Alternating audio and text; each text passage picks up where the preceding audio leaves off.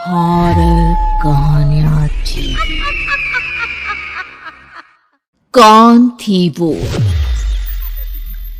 मैं 8 महीने की प्रेग्नेंट थी और अपनी डिलीवरी के लिए अपने मायके गई थी। माँ ने मुझे फोन पर बताया, घर के पीछे की तरफ जो खाली जमीन थी ना, वहां पर एक नया कमरा बनवा लिया है। इतने सालों के बाद जैसे ही अपने घर में कदम रखा, कुछ अलग सा लगा। माँ, ये घर के पीछे की तरफ नया कमरा बनवाने की क्या जरूरत थी? अरे बेटा, घर के पीछे दूर दूर तक खाली जमीन है। तेरे पापा को कई दिनों से लग रहा था कि यहाँ पर एक कमरा बनवा लेंगे तो ताजा हवा मिल जाया करेगी। अब तो ये सब छोड़ और चल जल्दी से दूध पी ले। माँ, मैं थोड़ी देर में पी लूंगी, आप सो जाओ। मैंने दूध का गिलास उठाकर उस खिड़की में रख दिया।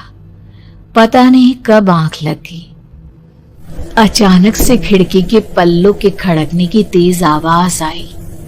दूध का गिलास धड़ाम से जमीन पर आ गिरा। जमीन पर गिरते ही दूध का रंग लाल हो चुका था। मैंने खिड़की से झांक कर बाहर देखा। चारों तरफ धूप अंधेरा था। उस अंधेरे की तरफ से कुछ आवाजें आ रही थी, जैसे छोटे बच्चे आपस में खिलखिलाकर मस्ती कर रहे हो।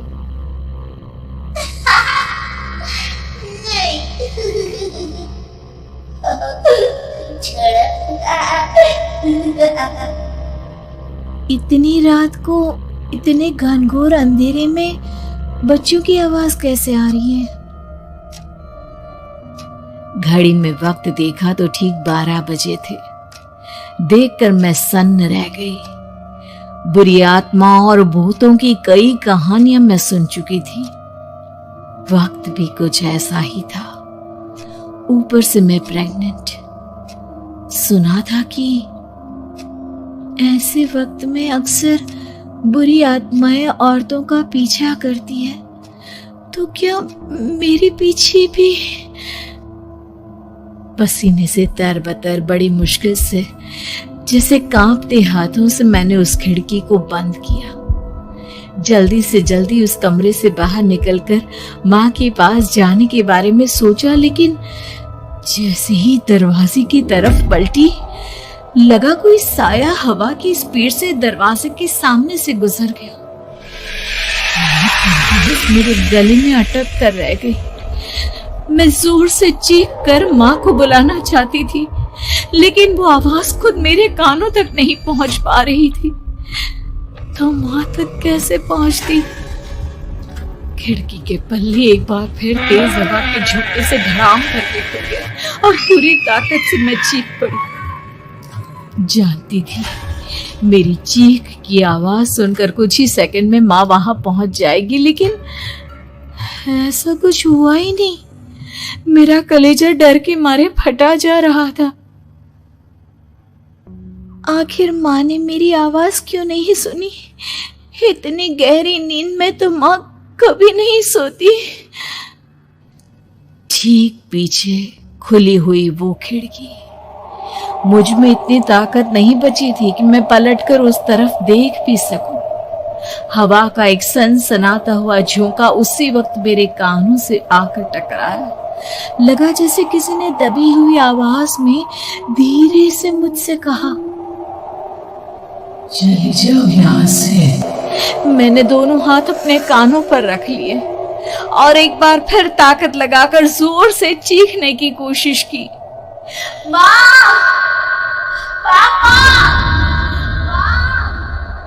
मेरी आवाज उस कमरे की दीवारों से टकराकर वापस मुझे ही सुनाई दे रही थी।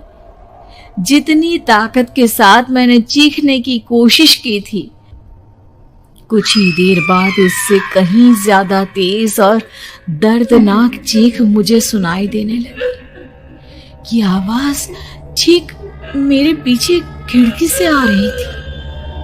वो आवाज मेरे कानों में पिघलते हुए लोहे की तरह गिर रही थी। उन आवाजों में हैवानियत थी। वो आवाज़ें किसी इंसान की नहीं है, इतना मैं समझ चुकी थी।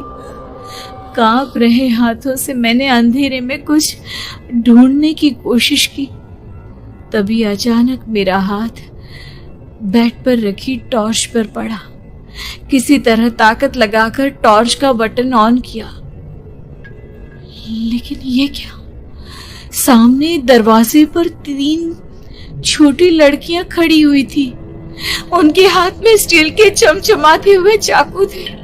मैं घबराकर लड़खड़ाई और पीछे की तरफ हटी, लेकिन तब तक वो मेरे पास आ चुकी थी।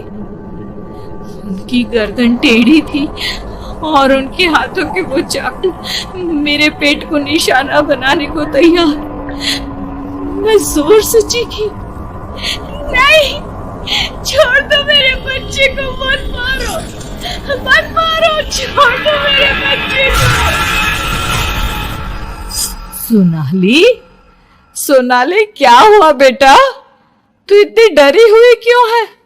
उठ बेटा, क्या हुआ? हड़बड़ाकर मैंने अपनी आंखें खोली। देखा तो दिन निकल आया था। माँ मुझे जगा रही थी। मेरा चेहरा पूरा पसीने से लथपथ था। क्या हुआ बेटा? तुमने कोई बुरा सपना देखा क्या? मैं अभी तक अपने पूरे होश में नहीं थी। वो मेरे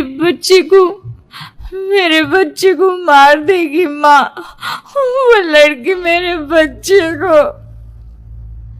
मैंने घबराकर अपने पेट को छुआ। सब कुछ ठीक था। और वो दूध जो रात को यहाँ पर गिर गया था, उसका रंग लाल हो गया था। माँ ने हंसते हुए दूध का गिलास मुझे दिखाया। तुमने दूध पिया ही नहीं, पूरा का पूरा ऐसे ही रखा हुआ है।